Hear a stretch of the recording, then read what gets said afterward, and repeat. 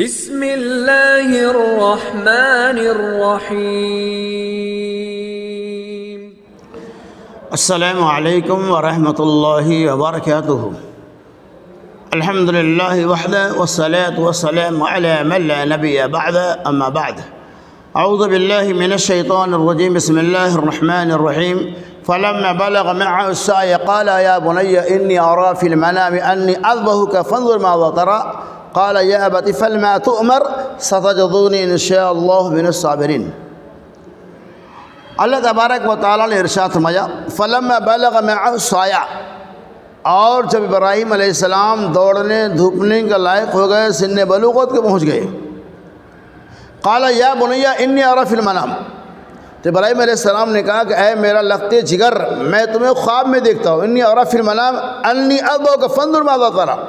یہ کہ میں تمہیں ذبح کرتا ہوں، تمہاری اس کے بارے میں کیا رائے ہے؟ انی اذبحک فانظر ماذا تری قال یا ابت افعل ما تؤمر، اے میرے ابو جان، یا ابت افعل ما تؤمر، اگر یہ اللہ کا حکم ہے تو آپ کر گزریے، ستجدونی ان شاء اللہ من الصابرین، آپ مجھے ضرور صبر کرنے والے میں سے پائیں گے۔ اللہ تبارک و تعالیٰ نے اس ٹکڑے کے اندر یہ پیغام دیا ہے کہ ابراہیم علیہ السلام کو اللہ تبارک و تعالیٰ نے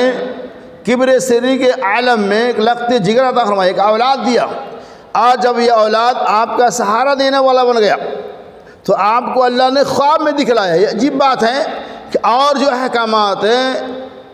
جو پیغامات ہے، اللہ تعالیٰ نے جبرائیل امین کا ذریعہ بھیجا، اور جب بیٹے کی قربانی کا معاملہ ہوا تو اللہ نے جبرائیل امین کو نہیں بھیجا، بلکہ خود ڈائریکٹ رب العالمین نے خواب کے ذریعے اس بات کا پیغام دیا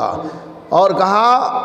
کہ لخت جگر میں خواب میں یہ دیکھتا ہوں۔ کہا ٹھیک ہے، کوئی کر گزری۔ اب یہاں دیکھیے بات یہ کہ جب یہ خواب کی باتیں ہیں اور نبی کا خواب سچا ہوتا ہے، شیطان لعین نے آپ علیہ السلام کو، یعنی ابراہیم علیہ السلام کو اس کام کی تکمیل سے روکنے کے لیے بہت سارے حربات کا استعمال کیے، بہت طرح سے بہکانے اور پھسلانے کے کاموں کو انجام دیے، لیکن نہیں، آپ کا داؤ نہ حاجرہ پہ چلا، نہ اسماعیل پہ چلا، نہ ابراہیم پہ چلا، وہ اللہ کے حکم کو کاٹ ڈالے۔ اب یہاں دیکھیے کہ 3 دن تک مفسرین نے بیان کیا ہے، اور خاص طور سے علامہ شیخ البانی رحمۃ اللہ علیہ نے مسائل قربانی سے متعلق انہوں نے کتاب لکھی، اس کتاب کی توضیح بیان کرتے ہیں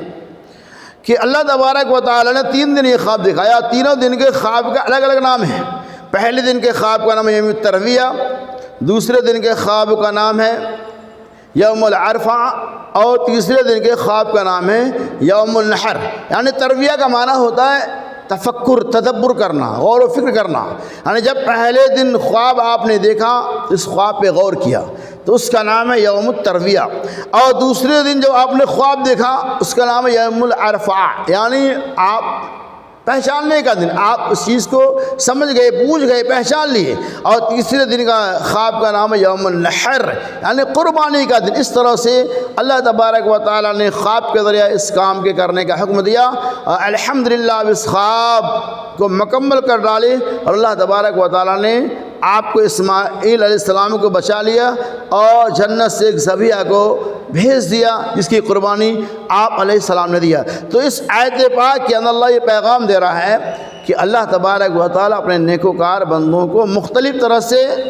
آزمائش کے اندر ڈالتا ہے، اور جو اللہ کا بندہ ہوتا ہے اس آزمائش کے اندر وہ کامیاب ہو جاتے ہیں، اور وہ اللہ کی طرف سے آئی مصیبتوں کو گلا اور شکایت نہیں کرتا ہے۔ اللہ سے دعا کہ اللہ تبارک و تعالیٰ ہمیں اور آپ کو